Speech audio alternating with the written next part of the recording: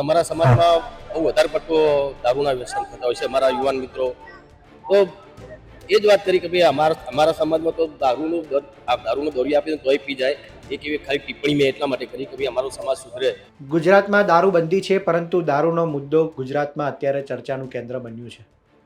જિગ્નેશ મેવાણીના નિવેદન બાદ સમગ્ર રાજ્યમાં રાજકારણમાં દારૂનો મુદ્દો ચર્ચાનું કેન્દ્ર બન્યું છે. આ બધા વચ્ચે ગઈકાલે બેચરાજી ખાતે ઠાકોર સમાજનું સંમેલન મળ્યું હતું. આ સંમેલનમાં પણ દારૂનો મુદ્દો ઉઠ્યો છે. સમાજના નેતાઓએ, આગેવાનોએ સમાજના લોકોને દારૂથી દૂર રહેવા, દારૂના દૂષણને ડામવા માટે વાત કરી હતી. આ બધા વચ્ચે પ્રખ્યાત કલાકાર વિક્રમ ઠાકોરનું નિવેદન ચર્ચાનું કેન્દ્ર બન્યું છે. વિક્રમ ઠાકોરે સમાજને ઉદ્દેશીને વાત કરી હતી કે અન્ય સમાજની સરખામણીએ ઠાકોર સમાજમાં દારૂનું દૂષણ વધારે છે. તેમણે વાતમાં એવું પણ કહ્યું હતું કે ઠાકોર સમાજને દરિયા જેટલું દારૂ આપે તો પણ પી જાય. આ પ્રકારની વાત તેમણે કરી હતી, જે અત્યારે સોશિયલ મીડિયા પર ખૂબ તે વાયરલ થઈ રહ્યું છે. તેમનો કહેવાનો ઉદ્દેશ્ય હતો કે તમામ સમાજમાં દારૂનું દૂષણ તો રહેલું જ છે, પરંતુ ઠાકોર સમાજમાં આ દારૂનું દૂષણ વધારે છે, તેને દૂર કરવું પડશે.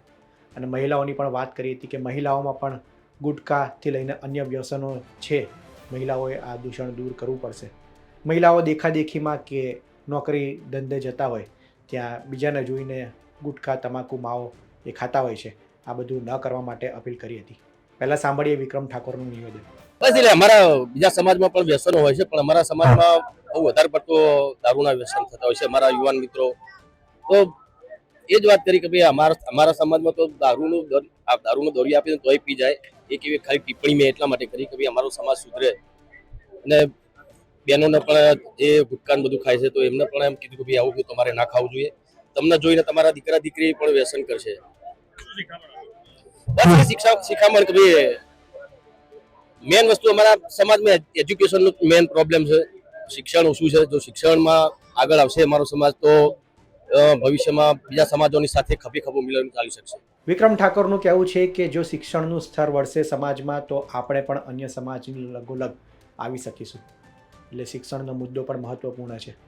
જો શિક્ષણ હશે તો સમાજના યુવાનો આગળ આવશે અને દારૂને દૂર કરવાથી લઈને અન્ય કોઈ પણ જે બાબત છે, પ્રશ્નો છે સમાજના, એ દૂર થઈ શકશે. ટૂંકમાં દારૂનો મુદ્દો, રોજગારીનો મુદ્દો, શિક્ષણનો મુદ્દો, આ તમામ મુદ્દે સ્નેહમિલનમાં વાત કરવામાં આવી.